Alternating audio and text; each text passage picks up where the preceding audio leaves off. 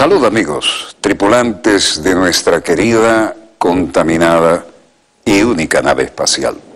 La misma que, desde la última vez que nos vimos por estos medios, ha dado otra vuelta sobre su eje imaginario y, por supuesto, sigue generando acontecimientos en pleno desarrollo. Los que están en ella, y no son pocos, y los que están en nuestra área más cercana, que también está muy fluida. El tema espacial ha servido durante mucho tiempo para mantener activos los aparatos tecnológicos, militares, industriales, dirigido a algo un poco más noble que destruirnos entre nosotros mismos, ¿no? Y eso, aparte de mostrar músculo y desafíos tecnológicos entre una y otras grandes potencias, ha servido de alguna manera para un desarrollo científico, pero también para mantener las cosas sin autodestruirnos, porque esta es nuestra querida, contaminada y única nave espacial. Bueno, esto ha dado lugar a alardes de tecnología, de eso se deriva mucho que cambia la calidad de vida y los desarrollos científicos a los que vivimos a nivel terrestre, y de alguna manera hay que agradecer que se hayan ido por ahí, ¿no? Ahora, el último lanzamiento del cohete que Corea del Norte, en un absoluto desafío, ¿no?, hizo volar sobre Japón y todo esto, ha recalentado el área. Pero lo que respecta a la actividad realmente espacial con otros fines, la Rusia actual compite de alguna manera con la China, que viene por sus fueros y está imparable, pero los que tienen el deseo de seguir desarrollando tecnología no se han detenido por esto, sobre todo aquellos que tienen el presupuesto, la voluntad y la necesidad geopolítica de hacerlo, ¿no? Dicho esto, veamos los acontecimientos en pleno desarrollo, porque hay bastante y muy novedoso de esto. Lo bueno es que aquí se han sumado esfuerzos de las diferentes potencias que antes podían ser consideradas rivales, ¿no? El próximo equipo de la Estación Espacial Internacional se somete a pruebas en la ciudad rusa de las estrellas antes del lanzamiento el 13 de septiembre, era la última noticia. Los miembros de la expedición 53-54 de la Estación Espacial Internacional, el cosmonauta ruso Alexander Misurkin, los astronautas de la NASA Joseph Acaba y Mark van der Haye, participaron en pruebas finales en Star City, cerca de Moscú, la ciudad de las estrellas, y eso corresponde al jueves 31 de agosto, antes del lanzamiento que está previsto en septiembre. Durante la prueba, la tripulación demostró su capacidad para hacer frente a la situación de emergencia con una réplica de la cápsula Soyuz. El lanzamiento de la Soyuz MS-06 en Baikonur está programado para el 13 de septiembre. Los miembros de la tripulación pasarán 167 días en órbita y realizarán varias salidas espaciales. Aquí Alexander Misurkin decía, gracias a Dios, gracias a Dios, una caminata espacial está programada para mis amigos y para mí también, y les diré cómo es para mí esta parte la más interesante de mi trabajo. En cuanto a experimentos, seguiremos llevando a cabo todo un programa. Y Mark van der Haye dijo, estoy muy contento de que haya menos agua que en Houston ahora mismo. Tuve muy buena época del año para pasar y estar en Baikonur, y estoy muy feliz de poder lanzar desde allí, junto con la gente tan fantástica, la próxima cápsula. Este hombre viene allá y ahora va a ver las inundaciones brutales que hay en Estados Unidos, pero desde el espacio. Washington le dice a Rusia que las cosas no están, pese a que comparten tecnología y desarrollo espacial, como estamos viendo, lo cual, como les decía, es una bendición, ¿no? Porque la carrera espacial y las demostraciones de talento permitieron encaminar muchos millones que podrían haber ido a la industria para destruirnos entre nosotros y encaminarlos hacia el espacio. Se siguió moviendo mucho dinero en tecnología de punta, pero se logró también bajarle un poco la presión a lo que era la suicida carrera armamentista de la carrera atómica previo a estos acuerdos. Este edificio es interesante. ¿Por qué? Porque tiene que ver con la geopolítica. ¿Y por qué? Porque Washington le dice a Rusia que cierre uno de sus consulados. Pero además hay que cerrar consulados en San Francisco, 2 edificios anexos en Washington y en Nueva York, dijo el Departamento de Estado. El anuncio fue la última de las medidas toma y dame entre los dos países que han ayudado a impulsar las relaciones a una nueva posguerra fría, frustrando las esperanzas de ambas partes de que podrían mejorar después que el presidente Donald Trump asumiera el cargo en enero. Como Trump es una especie de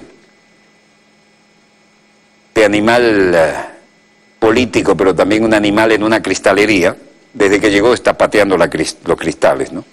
El anuncio fue la última de las medidas y el mes pasado Moscú ordenó a Estados Unidos cortar su personal diplomático y técnico en Rusia en más de la mitad, a nada menos que todavía 455 personas. Después que el Congreso apruebe abrumadoramente nuevas sanciones contra Rusia, las sanciones fueron impuestas en respuesta a la intromisión de Rusia, según dijeron en Estados Unidos, a las elecciones presidenciales de 2016 y para castigar a Rusia por su anexión de Crimea de Ucrania. Naciones Unidas alerta sobre gran cantidad de bajas por ataques aéreos de la coalición contra Raqqa. Las fuerzas de ataque de la batalla en la ciudad siria de Raqqa están contrariando el derecho internacional con sus intentos de ataques aéreos y llevando a cabo una guerra a expensas de vidas civiles, dijeron en Ginebra, y aquí vemos la denuncia, ¿no? 20.000 civiles están atrapados en Raqqa, donde los combatientes yihadistas están sosteniendo, algunos de ellos como escudos humanos, dice la vocera del organismo mundial. Según la Oficina de Derechos Humanos, ha habido una grave escalada del número de ataques aéreos que golpearon a la ciudad siria en agosto, en comparación con el mes anterior, con la coalición liderada por Estados Unidos, conduciendo a 1.100 ataques aéreos frente a 645 en julio, con 151 civiles muertos en 6 incidentes nada más, debido a ataques aéreos y ataques terrestres. Es decir, Rabina Shadmazani, que es la vocera de las Naciones Unidas, dice: lo que nos preocupa es que la batalla para recuperar Raqqa se está librando a expensas de la vida de los civiles. La alta comisionada de Derechos Humanos de las Naciones Unidas está preocupada porque tal vez las fuerzas de la coalición estén perdiendo de vista la razón de esta batalla, lo que significa que si se va a golpear a los civiles, si se va a causar una pérdida masiva de vidas civiles y a la infraestructura, ¿cuál es el punto? ¿Cuál es la razón de ser de esto? El punto debe ser liberar a los civiles en poder del Estado Islámico, de ese régimen asesino, y no golpearlos para que al final tengan una victoria pírrica. En suma, la batalla para recuperar Raqqa no debe tratarse de derrotar el ISIS a toda costa. Cualquier objetivo militar, cualquier área, debe ser pensada con mucho cuidado, dice el comunicado que vemos, con el fin de asegurarse de que es proporcional a la ventaja que se obtendría al atacar este tipo de instalaciones. Bueno, China denuncia la obstinación por nuevas sanciones contra Corea del Norte y el tema se repite. Aquí tenemos la habitual vocera de la Cancillería. China advirtió que las tensiones en la península coreana no es un guión para un videojuego, lo dijo una vez más. Y esto lo dijo un día después que Japón presionara a Estados Unidos para que propusiera nuevas sanciones al Consejo de Seguridad de Naciones Unidas sobre Corea del Norte. Los diplomáticos dijeron que podrían dirigirse a los trabajadores del país que actúan en el extranjero, al suministro de petróleo y a las exportaciones de textiles. Los Estados Unidos elaboran tradicionalmente las resoluciones para imponer sanciones a Corea del Norte por su programa de misiles balísticos y eventualmente de armas nucleares.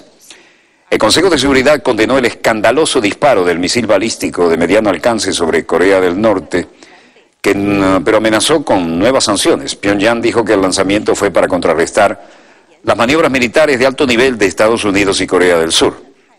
Un empujón por nuevas sanciones probablemente contrarreste la resistencia de las potencias con el veto de China y Rusia.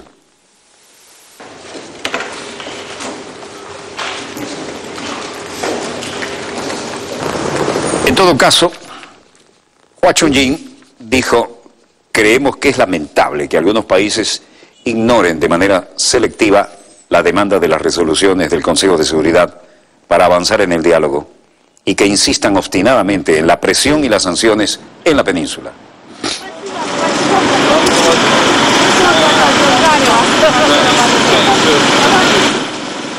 Y aquí estamos viendo la gigantesca empresa Rusia Hidroelectricidad beneficios, un proyecto de plantas hidroeléctricas financiado por BRICS en Rusia financia también a la población local.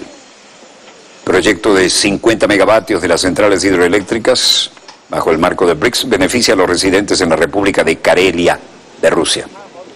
El proyecto lanzado en octubre pasado es financiado por el Banco de Desarrollo y liderado por BRIC con sede en Shanghái, como dice este técnico aquí.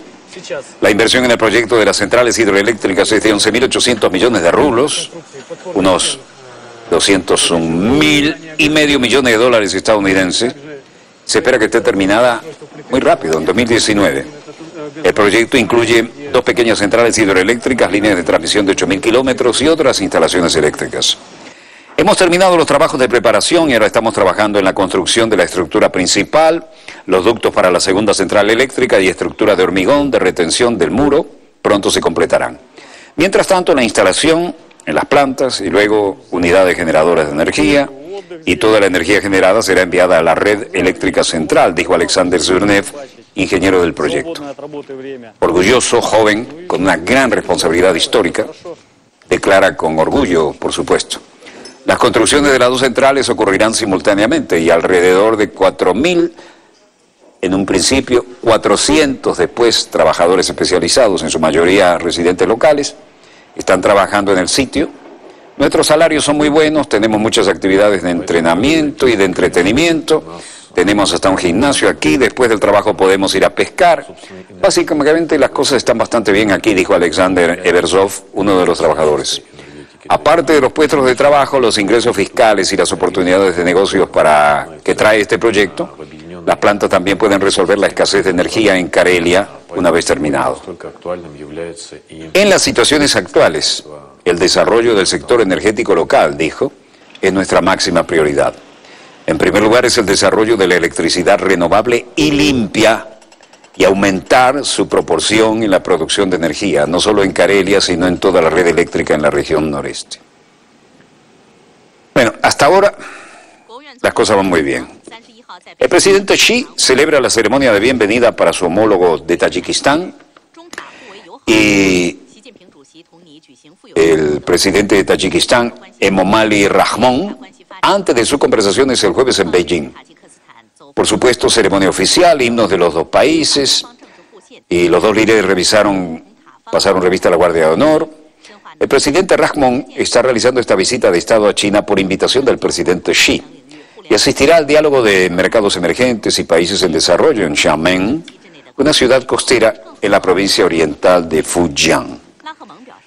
China y Tayikistán acuerdan forjar una alianza estratégica integral.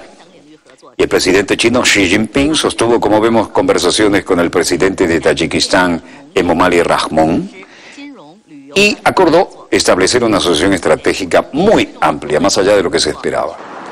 Rahmon está realizando visita de Estado a China hasta el 5 de septiembre.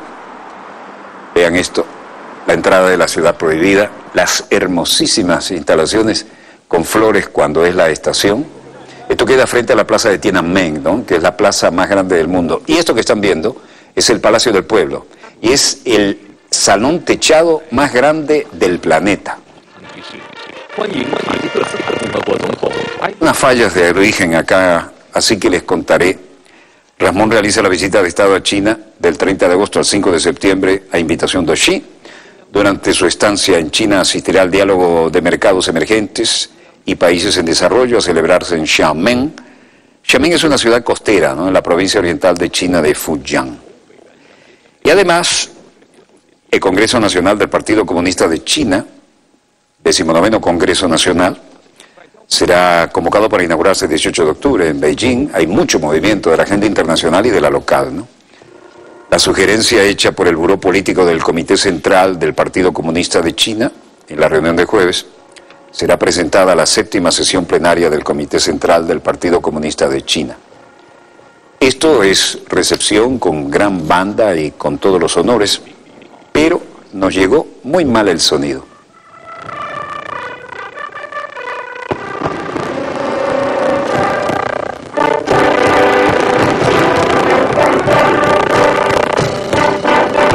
Pese a la distorsión, estamos reconociendo la histórica marcha himno, el oriente es rojo.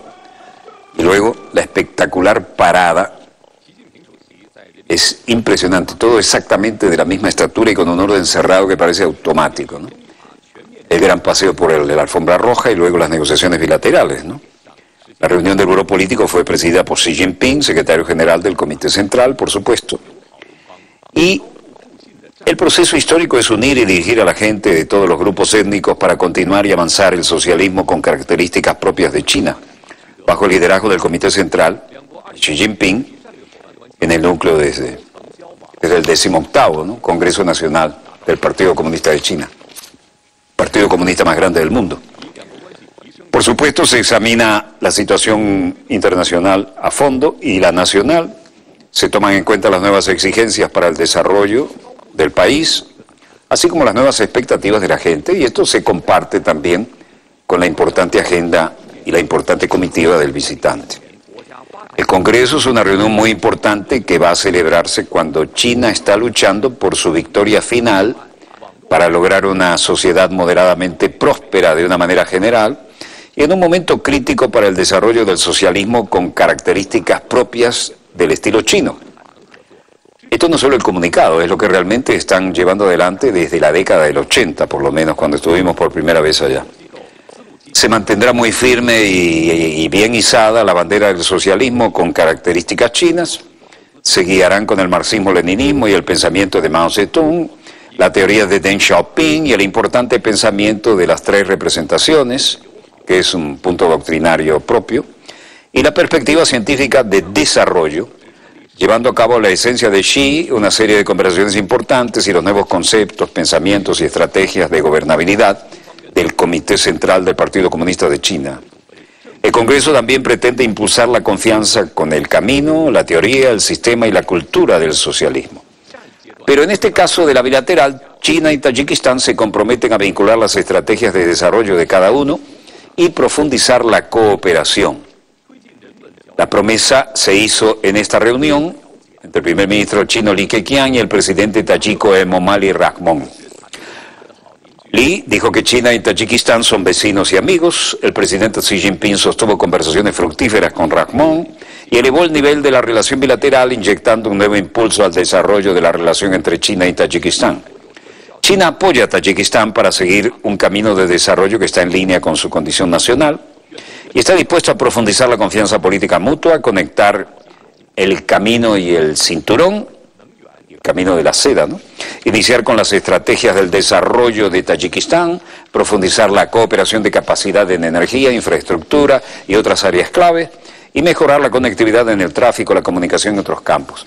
Esto que parecen imágenes frías y reiterativas, nos están hablando en realidad de la profunda e imparable influencia de China a escala planetaria y la permanente agenda de importantísimas bilaterales que no cesan, un día sí y otro también, y todo el mundo va a China ahora.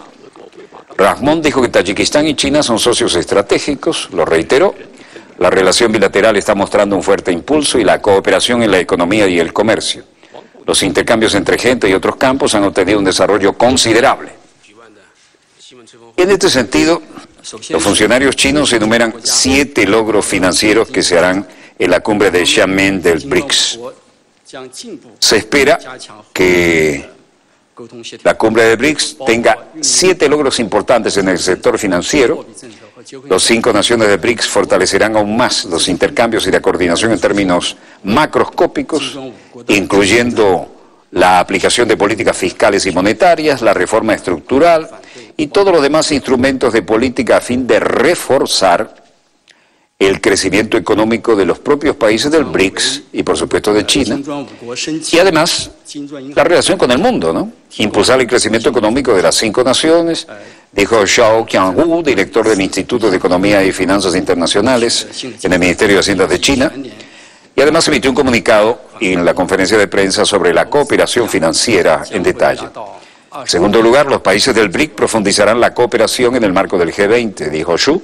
Y en tercer lugar, impulsarán al nuevo Banco de Desarrollo y adoptarán nuevas oportunidades de desarrollo. Y fue muy puntual diciendo: proporcionaremos un fondo de reserva para que los países del BRIC puedan solicitar préstamos del Banco BRICS. Y se avanzará en este aspecto en la cumbre de Xiamen y estimamos que el monto total anual de préstamos e inversión alcanzará 2.500 millones de dólares. Los otros 4 logros están impulsados conjuntamente en la cooperación del sector asociación público-privada, preparando la conectividad del mercado. Bueno, esto que parece un poco frío en la pantalla, tiene una repercusión económica brutal a escala planetaria, y vean los desarrollos de estructura en los puertos nada más, ¿no? La cumbre del BRICS para reflexionar sobre la viabilidad de la zona de libre comercio. El director del Instituto de Economía Internacional de la Comisión Nacional de Desarrollo y Reforma, Ye Fujin, hizo una observación muy interesante. Y este es el paso fronterizo de Irak con Jordania, que se reabre oficialmente. Vean qué hermosos arcos representativos de una frontera rodeada de tantos problemas, ¿no? Banderas, soldados armados, con muy poco demostración de fuerza, aunque la hay, pero manejada con discreción.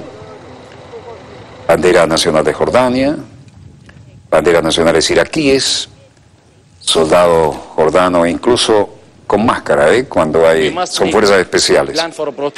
Mohamed Abuzi dice, gobernador de la provincia de Anbar en Irak: tenemos que hacer un plan de protección para la próxima vez, para proteger el camino de cualquier movimiento Daesh que quiera infiltrarse de nuevo. Los funcionarios llegan a la ceremonia, oficial de policía saludando, soldados en posición de espera, varios ministros iraquíes del interior, Khaled al-Zubi, entre otros, funcionarios en la ceremonia, comandante del ejército en la ceremonia, más funcionarios participando, luego el desarrollo en el mapa del cambio geopolítico interesante en esto, y reflejo de los soldados en el espejo, fuerzas especiales preparados para lo que sea, helicóptero preparado en la frontera, cantidad de vehículos desechados vistos a través de una valla, torre de vigilancia muy moderna, hay mucha electrónica, camiones desechados también, una cerca elemental en la frontera. Tarek Taba, Cámara de Comercio de Jordania, es un mercado enorme, uno de nuestros mejores mercados, por eso todos vinimos aquí hoy, sector público y privado, para celebrar esto y asegurarnos de que las cosas van en la dirección correcta y que sea lo antes posible. Khaled al-Zubi se dirige a la ceremonia, y acá, en las zonas no más importantes, esta es la parte perteneciente a la ceremonia en sí, ¿no? Pero en la ceremonia de la frontera, esto se refleja también con el titular al-Abadi, que dice que Irak anunciará la victoria contra el Daesh en Tal Afar y muy pronto. Tal Afar estaba completamente liberado excepto el área de Ayadiyah. Nuestras tropas están ahora luchando contra Daesh allí. Algunos militantes todavía se esconden por allí. Muchos de ellos fueron asesinados ayer y el día anterior. Y con la voluntad de Dios anunciaremos la liberación de Tal Afar muy en breve.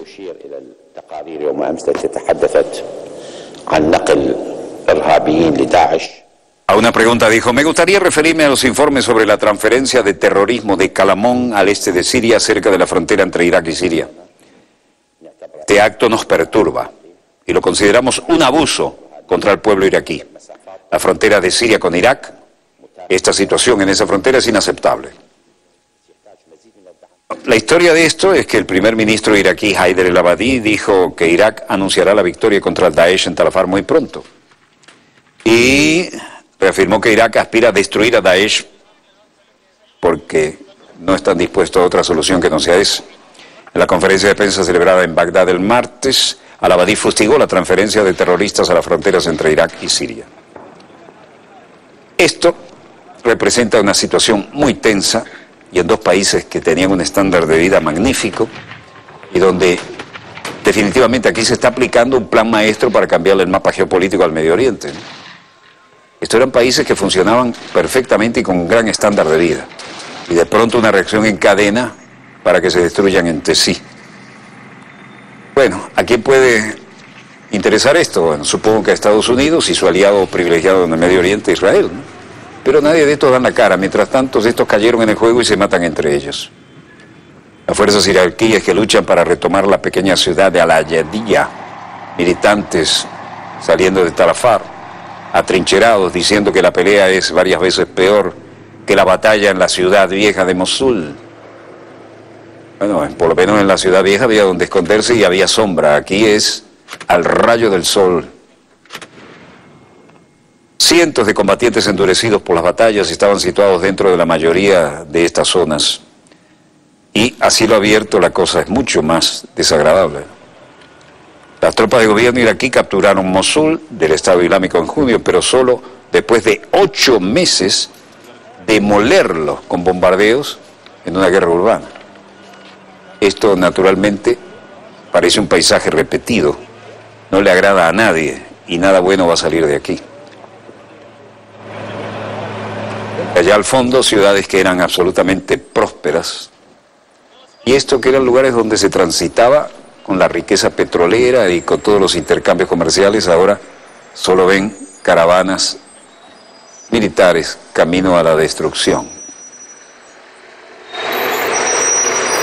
Tal Afar, le decía, es el último objetivo de la guerra contra el grupo yihadista. Estados Unidos quisiera recapturar en julio, así como Mosul, donde declaró su autoproclamado califato, ¿no? Recuerdan, en partes de Irak y Siria en 2014. Las fuerzas iraquíes siguen luchando para tratar de retomar Al-Ayadiyah, donde los militares huyen de Tal Afar. Vean este cielo.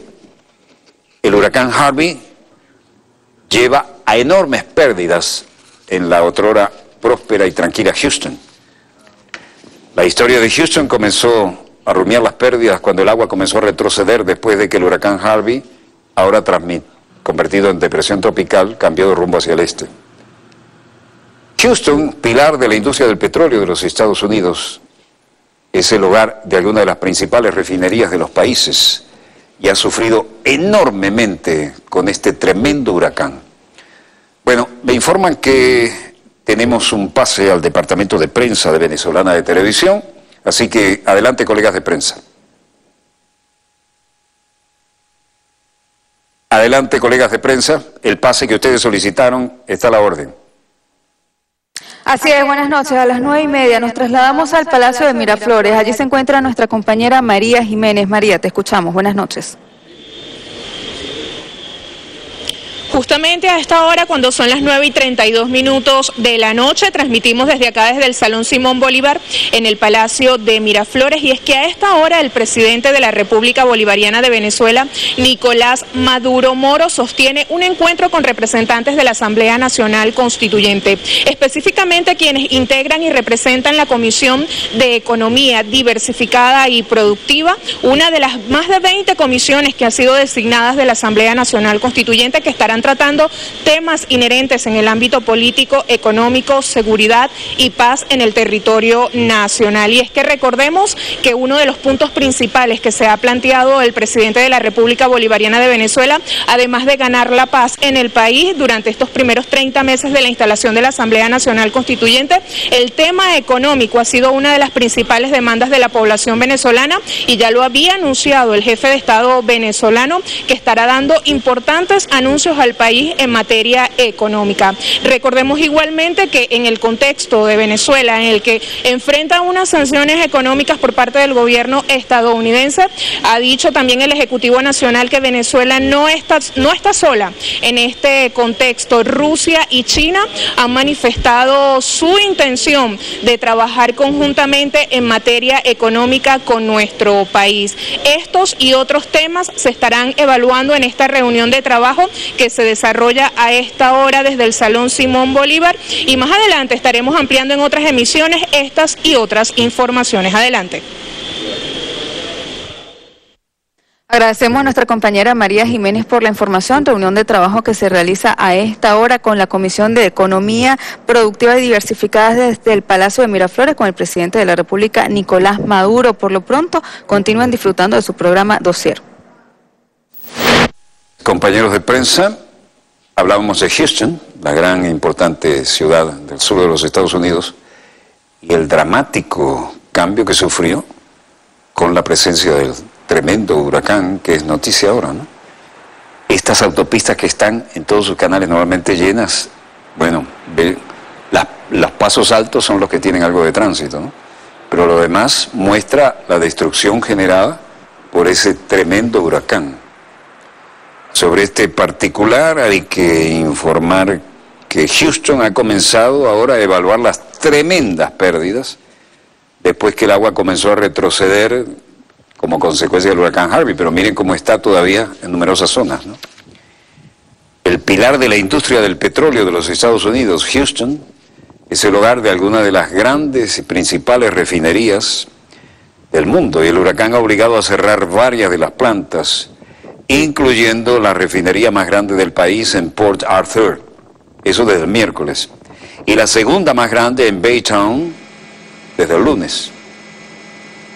Las tomas aéreas dan una idea de que la cosa no cede todavía, ¿no? Los analistas temen que por los menores inventarios de petróleo crudo causados por el cierre, se podrían elevar los precios del petróleo y reducir la demanda de crudo estadounidense. Por lo tanto, esto daría a los precios del crudo estadounidense un golpazo mayor. Bueno, si tienen problemas, estamos a la orden, ¿eh? Nosotros tenemos las mayores reservas del mundo. La industria de seguros de la ciudad también se llevó el peso.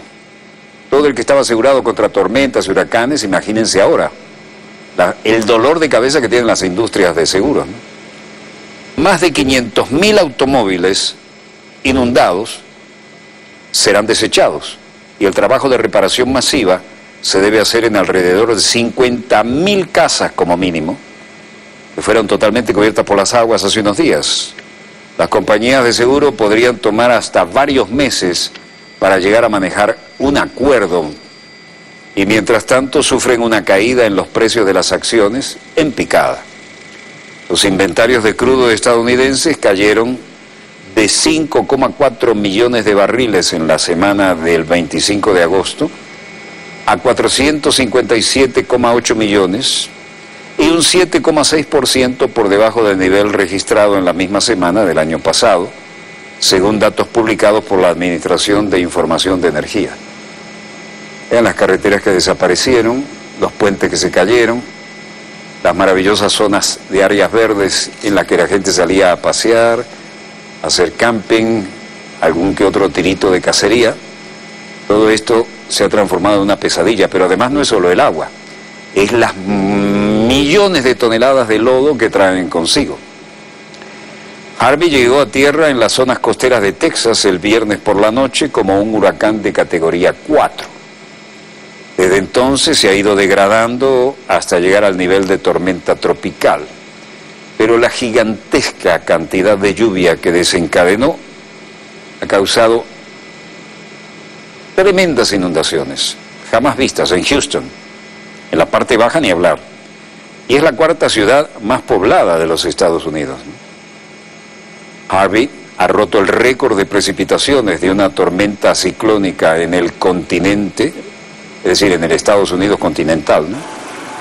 Casi 132 centímetros, ya no hablamos de milímetros, 132 centímetros de lluvia observada en el estado de Texas, dijeron las autoridades. Tenemos con ustedes una interesantísima entrevista que merecía y solicitaron que fuera repuesta. ¿Esto por qué? Por la densidad de su contenido. Escuchemos.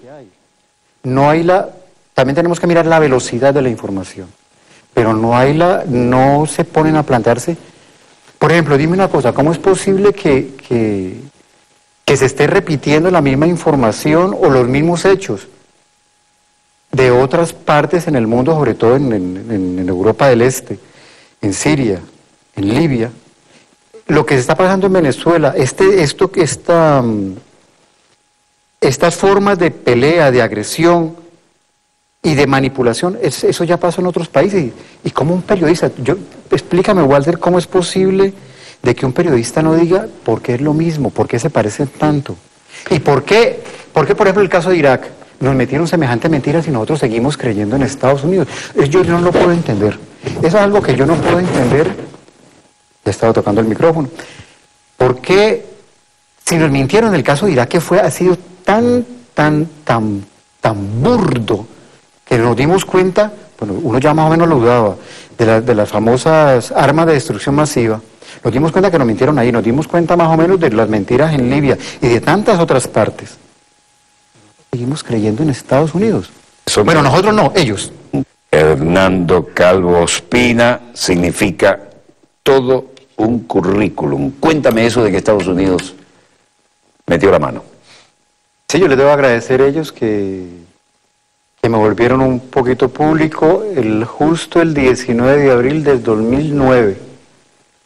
Yo iba por Le Monde Diplomatique, yo hacía grandes reportajes para ellos, y viajaba a París, México, y luego México, Nicaragua. No es cualquier cosa Le Monde Diplomatique, ¿no? Eso es jugar en las grandes ligas, o en fútbol en primera división internacional. Sí, escribí más de 10 años ahí. Más de 10 años en Le Monde. Chapeau, monsieur. Entonces... Bueno, hacía más o menos 2 reportajes por año, 2 grandes reportajes por año. ¿Iba rumbo a Nicaragua? Pasando por México, era París, México primero. Ajá.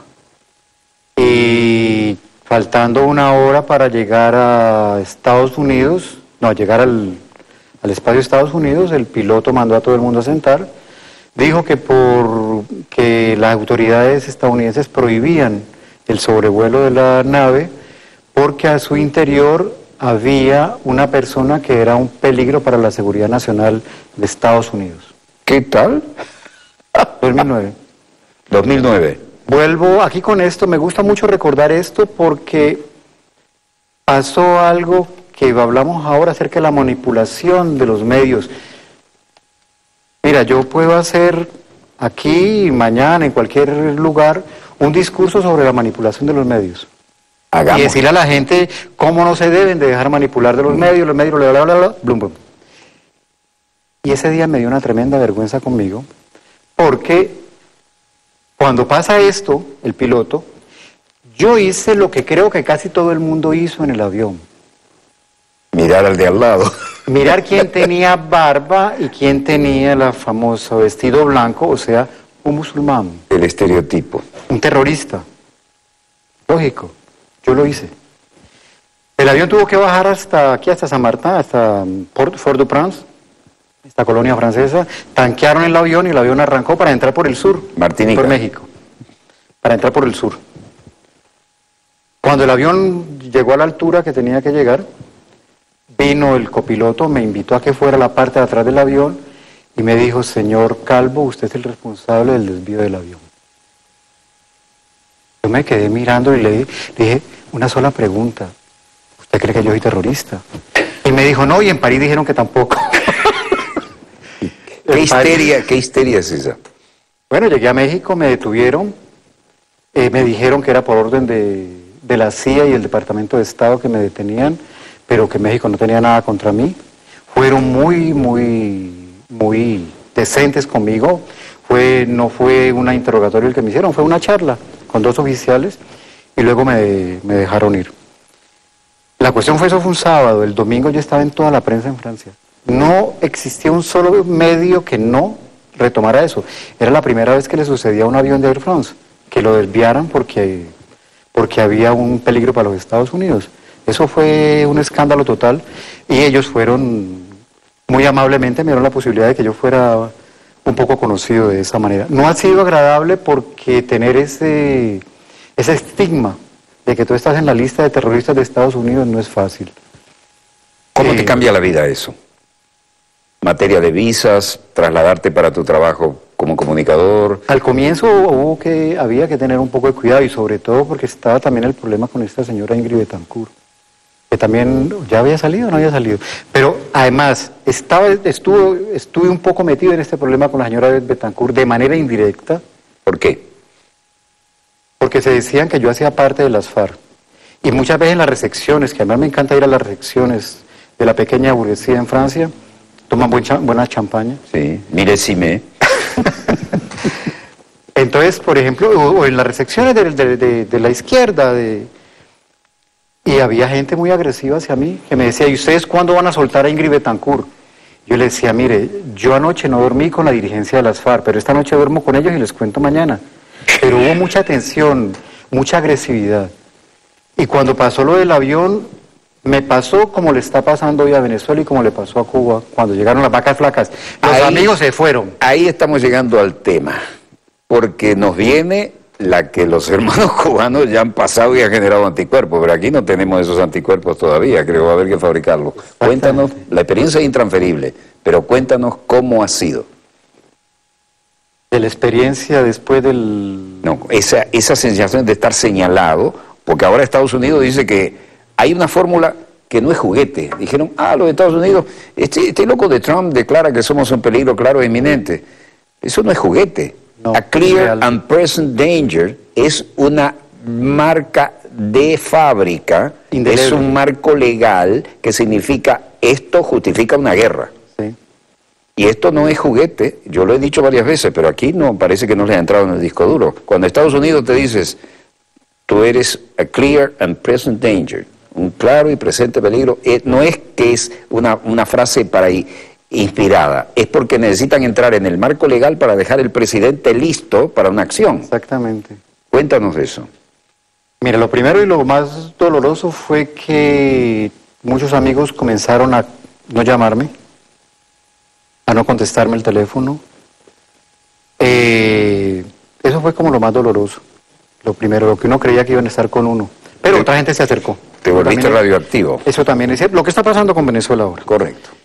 Y ahora, eso es tan cierto porque yo ya no puedo viajar a muchos países. Por ejemplo, yo no me arriesgo hoy en día a pasar por Panamá, porque yo sé que Panamá está totalmente controlada por Estados Unidos, su migración. Antes uno iba sin problema a Brasil. Por ahí algunos pajaritos europeos me dijeron, trata de no ir a Brasil ahora, trata de no ir a Argentina ahora.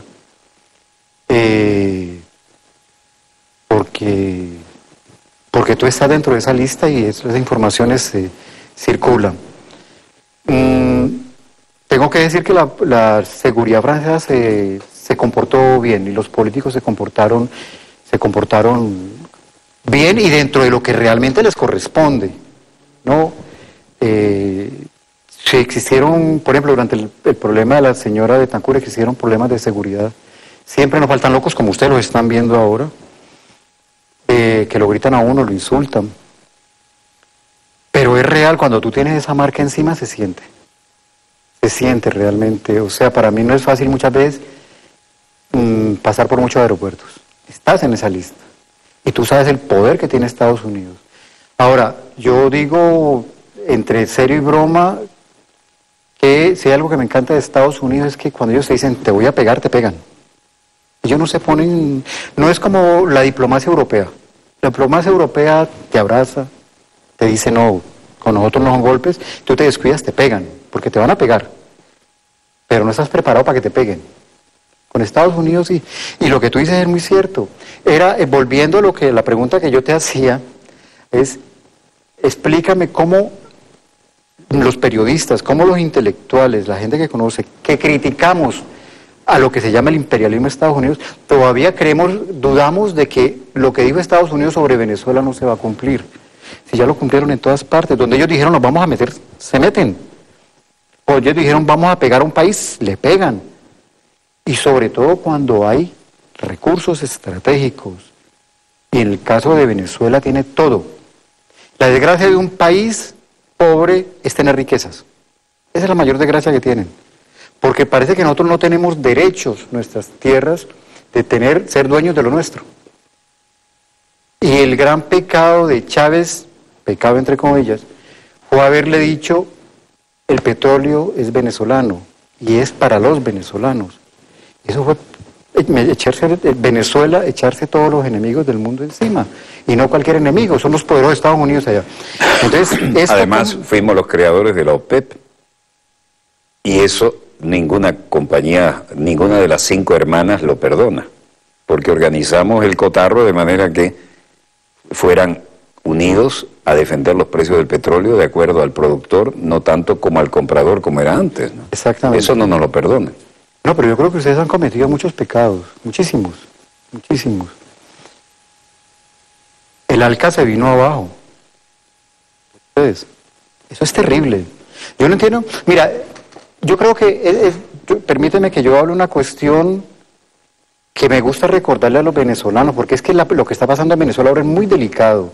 No pienso ni interrumpirte. Mira, háblame del paramilitarismo, escucha. que era un fenómeno que no es nuestro, que es de la hermana Colombia. No, Las pero bases que déjame- nos negamos a tener nosotros, se bajaron los pantalones 7 veces con 7 bases gringas, Ya. el espacio aéreo, marítimo, terrestre, y ahora un soldado gringo que siempre se rascan y se meten otras cosas, vía nasal, etcétera, sale a violar a una muchacha y no lo pueden tocar, tienen que entregárselo a su comando. Pero antes de, me voy a meter en ese tema, pero permíteme la cuestión con Venezuela y los venezolanos. Antes de Chávez, muy brevemente, y los venezolanos de esto no se dan cuenta, Venezuela era un país más. Venezuela era petróleo, pero en la geoestrategia no importaba, geoestrategia política. Hoy en día, hoy en día no hay visto este bendito problema de la mala imagen de Venezuela, desgraciadamente por esta oposición antinacionalista. Pero antes había un venezolano ahí y yo aquí, y el venezolano pasaba por migración y le decían, Chávez. Yo pasaba, y paso todavía, y me decían, colombiano, cocaína. Y los venezolanos no se dan cuenta cómo Chávez sacó Venezuela arriba, que hoy Venezuela es un país importante a nivel de la geoestrategia política. Eso no lo saben los venezolanos. Nos metió en las grandes ligas. Con Colombia.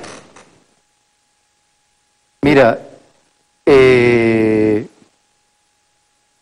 Estado colombiano, su gobierno, a mí me da vergüenza por lo que ha hecho y hace contra Venezuela. Me da vergüenza de su historia, porque la historia de Colombia, yo no he conocido una oligarquía que necesite tanta sangre para vivir como la oligarquía colombiana. Yo no sé con qué genes hicieron la oligarquía, ¿de dónde viene? Porque así hayan llegado los conquistadores españoles más asesinos, no da para que esta oligarquía colombiana sea tan asesina, pero también tan manipuladora, y lo hace muy bien. Bueno, es una de las grandes democracias en América Latina. Cuando, Walter, te vas a asombrar si yo te digo que, mira, la dictadura en los años 70 y parte de los 80, juntas, Brasil, Argentina, Chile, Uruguay, Paraguay y Bolivia, 6 dictaduras, durante todos los años que duraron, que fueron como 16 o 17, unas más que otras, no cometieron la cantidad de detenidos, desaparecidos ni de asesinatos que comete cada presidente de Colombia durante 4 años. Eso no se sabe. Nos salva, o salva ese sistema, 1, porque es amigo de Estados Unidos, y 2, porque es una democracia. Salva a ese país de que no se le diga que es una narcodemocracia o un narcoestado por ser muy amigo de Estados Unidos. Es el Caín de América, es el Israel de América, eso es, lo salva eso. Y eso salvó a un gran narcotraficante, jefe narcotraficante, terrateniente, que es Uribe, que le entregó el país, más de lo que ya estaba entregado, a Estados Unidos. Pero esa violencia, esa violencia y haber convertido realmente el Estado en un Estado, el Colombia hoy en día es un Estado narcoparamilitar. Eso es el Estado colombiano hoy. Porque realmente muchas de sus estructuras están manejadas por el narcoparamilitarismo, por la mafia paramilitar. Desgraciadamente está al lado de Venezuela, y todos sus problemas han venido para acá. Salvo el bombardeo de Ecuador. Tremendo, ese día yo iba a estar ahí, ese día. ¿Cómo así? Cuéntame. Yo iba a entrevistar a Raúl Reyes ese día, con un equipo de la televisión francesa. Y se enfermó uno de los muchachos, el camarógrafo se enfermó y no llegamos. No era tu día. De ninguno de los 3. Entonces, sí, eso es, Colombia es, nuevamente, gracias a los grandes medios de comunicación y ser amigos de Estados Unidos, que manejan los grandes medios de desinformación mundial, Colombia no tiene la mala fama que hoy en día tiene Venezuela. Pero en Venezuela no asesinan, en Venezuela no desaparecen. En Venezuela el sistema económico no se mueve por el narcotráfico, en Colombia el sistema económico se mueve por el narcotráfico. Toda nuestra oligarquía tradicional y la nueva oligarquía está untada de sangre por todas partes. Y la nueva, que la representa Uribe, está untada de cocaína. pero la misma cocaína también la recibió la oligarquía tradicional. Esa oligarquía tradicional que se hizo con dinero a partir de 1920 con la sangre y robándole el terreno a los cafeteros.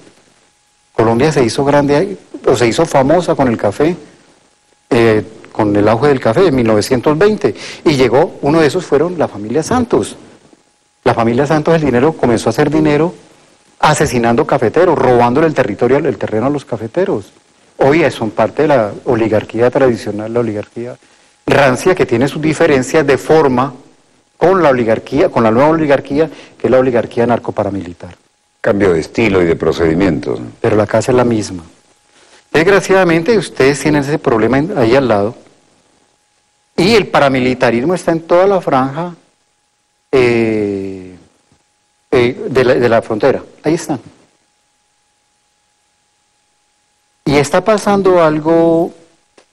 Mira, voy a aprovechar que es en este programa para yo contar algo que no he contado, que yo supongo que alguna gente lo sabe. Antes de que comenzaran las negociaciones de las FARC, públicamente, yo lo sabía. Y no me lo dijeron la gente de las FARC, tampoco me lo dijeron la gente del gobierno colombiano, porque además no tengo ninguna relación con el gobierno colombiano. Me lo dijo el jefe de la antena de la CIA en París, en esta época. Y él me dijo, nosotros necesitamos negociar con las FARC por dos cosas muy importantes. El tipo ya tenía varias botellas de vino en la cabeza. Además le fascina hablar. Lo necesitamos por esto. Uno, porque los chinos están apoderando los recursos estratégicos de Colombia, y los chinos, como no son enemigos para tus amigos guerrilleros, así me lo dijo, pueden entrar a todos los rincones de Colombia. Y las FARC ni el ELN los van a atacar porque los chinos nunca han hecho nada. Y ustedes siempre nos echan la culpa de todo a nosotros. Eso es la primera cuestión. Y la segunda cuestión, Venezuela. Nosotros sabemos que esto fue en el 2011, nosotros sabemos que una gran porción del ejército, si nosotros invadimos de una u otra manera Venezuela, una gran porción del ejército venezolano va a pelear. Otra parte se va a pasar con nosotros. Estoy hablando del 2011. Una buena parte de la población va a pelear. Pero lo que nosotros sabemos, y eso también es muy pendiente, es que la guerrilla colombiana va a entrar a Venezuela a defender a tu amigo Chávez. Y nosotros necesitamos atarle la mano a las FARC. Para eso son las negociaciones. Atarle las manos a la FARC. Mira, yo no había querido, yo conocí bueno, las negociaciones. Eso es la realpolitik, ¿Eh? en el aspecto más crudo. Eso es el pragmatismo. Maquiavelo pendejo al lado de esto. Mira, Walter, esta es la primera vez que yo me meto a hablar. Yo he estado callado desde el año pasado. A mí me honra esto, ¿no? Y te pido que pongas toda la carne del asador porque nos ven en todo el hemisferio y mucho más. Mira, las FARC va a entregar todas las armas ahora, el último día de mayo. Y yo recuerdo todavía lo que el hombre me dijo, necesitamos tener las manos de las FARC atadas para entrarnos a Venezuela. Las FARC van a entregar las armas y yo no sé qué van a recibir a cambio. A cambio, porque yo no lo veo. Pero ellos están peleando allá, pelearon allá, yo no he peleado allá y ellos, eso es todo mis respetos. Porque el objetivo fundamental para Estados Unidos es Venezuela. No solamente por el petróleo, por el oro, por el agua. Ustedes día a día van descubriendo que son casi el país más millonario en recursos estratégicos que tiene América Latina, más que Colombia, que tiene muchísimo. Biodiversidad, minerales raros, minerales estratégicos de todo tipo, los que se saben y los que no se dicen. Más la posición geopolítica que tiene. Se maneja todo el Caribe desde ahí. Entonces, ¿qué va a pasar? No sé, pero eso sí te digo que eran los dos motivos. Por eso Estados Unidos le permitió al gobierno colombiano hacer las negociaciones con las FARC. Le dijo, háganlas. Uno de esos, por sacar los chinos de allá. Ahora, parece que el gobierno norteamericano le propuso a las FARC ser socios de negocios en algunas regiones donde las FARC han sido poderosas. Y eso me recordó a los salvadoreños, que los Estados Unidos también le propuso eso. Y los salvadoreños salieron perdiendo, porque nosotros no sabemos, de la izquierda nadie sabe de negocio. Pero hay otra cosa más peligrosa, que es que donde las FARC, de los terrenos donde las FARC han salido, que protegían a esa población, los paramilitares entraron. Esta frontera ya está práctica. Si había presencia paramilitar, también en algunas partes había presencia guerrillera, pues ahora no. Los paramilitares coparon todo eso, y los paramilitares son el ejército colombiano. Los paramilitares están formados por el ejército colombiano y por las empresas de seguridad de Estados Unidos. Son hijos de Estados Unidos y son hijos del ejército colombiano. Financiados, ¿cómo se financian los paramilitares? Con el narcotráfico. Eso lo hizo el ejército norteamericano en Vietnam, con el opium. Sí, las operaciones especiales de Estados Unidos en Vietnam fueron financiadas porque no podían irle a decir al Congreso, oye, necesitamos dinero para hacer operaciones especiales clandestinas, operaciones sucias, como se llaman. Entonces se utilizó el dinero de la heroína. En Colombia, el paramilitarismo se financia, eso lo sabe todo el mundo, se financia con el dinero del narcotráfico. El aparataje del señor Uribe está financiado totalmente con el dinero del narcotráfico, y que siga siendo buen amigo de los Estados Unidos, y en un día esto va a amanecer en Miami, en una cárcel.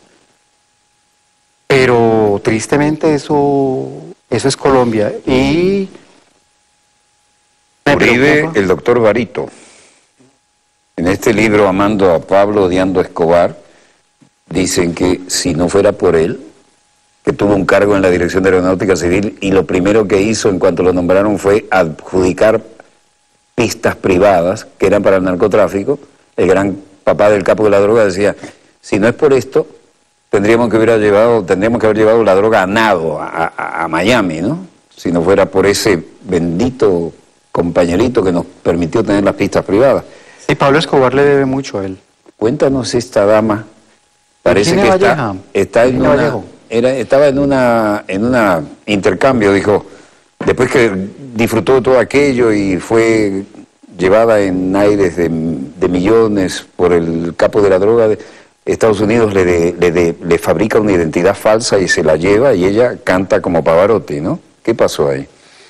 Ella fue la gran amante de Pablo Escobar, y la época que estalla la guerra entre el cartel de Cali, que era manejada y creo que también manejada por los Rodríguez, aunque están en la cárcel, y el cartel de Medellín, que era manejado por Pablo Escobar.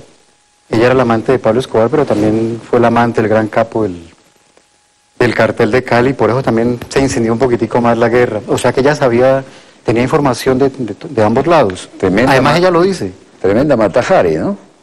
Ella misma lo va más allá de lo que parece en el libro, entonces. Y además Pablo Escobar la quería matar porque salió a decir algo que no se puede decir de nosotros los machos hombres, que Pablo Escobar era malo en la cama. Ella conocía todo, además conocía escondites y toda la cuestión. Y sí, Estados Unidos se la llevó, pero ella simplemente fue a ratificar todo lo que sabía, ella habla de Álvaro Uribe, pero ella fue a ratificar lo que los gringos saben. Yo creo que en una habitación no cabe todo el dossier, toda la información que la DEA, la CIA, que todo el Departamento de Estado tiene sobre narcotráfico, sobre sobre Álvaro Uribe. Ellos lo saben, lo que pasa es el doctor Barito, ese magnífico muchacho sin el cual no hubiéramos podido sino llevar a nado la droga hasta Estados Unidos. Ahora hay una lanza estratégica, porque el gran productor de drogas es Colombia. Ajá. Y el gran consumidor es Estados Unidos. Si cortas esto, se vuelven locos millones de consumidores en Estados Unidos también, ¿no? Pero alguien tiene que producirlo. El problema es que el problema de todo este tráfico es y lo decía Pablo Escobar, es que la cocaína es una mercancía, cualquier droga es una mercancía. Es como una camisa, se producirán camisas mientras se necesiten. Y Estados Unidos y Europa, pero particularmente Estados Unidos, necesita cocaína. Hubo una etapa en que los jovencitos eligieron los de raza negra, ¿no? En la bahía de San Francisco, andaban en Cadillac con escolta y estaban vendiendo droga. ¿De dónde la sacaban? Era la época en que necesitaban dinero ilegal para jorobar a Nicaragua, hasta que un avión tipo Flying Boxcar, de lo que usaban en Vietnam, lo ametrallan y uno de los tripulantes decide que no va a morir, se tira paracaídas y canta como Pavarotti. Van a buscar en el bolsillo de la camisa del piloto que no se había quemado, y un número privado, vamos a llamar, ¿y quién atiende? Bush en la Casa Blanca. Es una cosa que uno dice, no puede ser tanta hipocresía. Mira, nosotros en Colombia... Y esos niñitos que estaban vendiendo drogas en la Bahía de San Francisco era para comprar el armamento ilegal para las acciones de ellos, que no permitía legalmente el Congreso, ¿no? Mira, Walter, hasta la guerra antisandinista de Nicaragua, Pablo Escobar y la mafia, no era una mafia colombiana, no, eran principiantes del tráfico, tenían ya idea. Sí. Pero realmente quien manejaba el mercado eran los estadounidenses, eso era el que manejaba, ellos eran la mafia. Pero cuando se da la guerra antisandinista y que no se puede, y que el Congreso norteamericano prohibió utilizar dinero militarmente contra el gobierno sandinista, un poco hipócrita la cosa, Bush y Reagan, que les metió una obsesión de que tenían que acabar con los sandinistas, buscaron dinero. ¿Dónde está el dinero? Con el narcotráfico. La CIA, eso está... ¿Tú sabes quién hizo ese informe, lo que te voy a contar ahora? El que acabó de ser secretario de Estado, John Kerry. Eso hay un informe... Bueno, esto es para seguir escuchándolo toda la noche. Pero nos hemos pasado unos minutos, gracias, Master Control. Y esto es historia. Aquí no hay nada de improvisación. Y lo dice uno de sus protagonistas. Volveremos mañana, Dios mediante, cuando nuestra querida, contaminada y única nave espacial haya dado otra vuelta sobre su eje imaginario. Y estemos aquí, siempre Dios mediante, para contarles la pequeña gran historia de las próximas 24 horas. Desde el Estudio 3 de Venezolana de Televisión, el canal pionero de la televisión venezolana, finaliza aquí otro dossier, el programa Decano, en todo el hemisferio occidental, de la información internacional vía satélite. Les habló Walter Martínez, su productor y conductor. Disponga usted de las cámaras, señor director.